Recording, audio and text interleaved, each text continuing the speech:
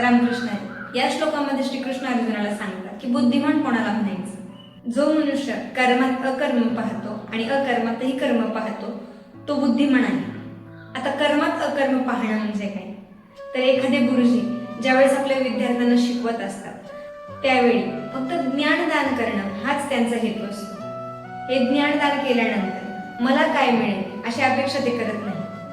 आणि अकर्मात कर्म पाहणं म्हणजे एखादा शांत योगी ज्यावेळेस ध्यानस्थ बसलेला असतो त्याला पाहिल्यानंतर असं वाटतं की तो काहीच करत नाहीये, पण जर विचार केला दिसताना मात्र शांत दिसतात पण त्यांच्या मनामध्ये ते भगवंताचं चिंतन करत असतात.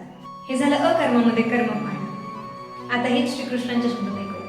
कर्मण्यं कर्म यः पश्येत् अकर्मणि च कर्म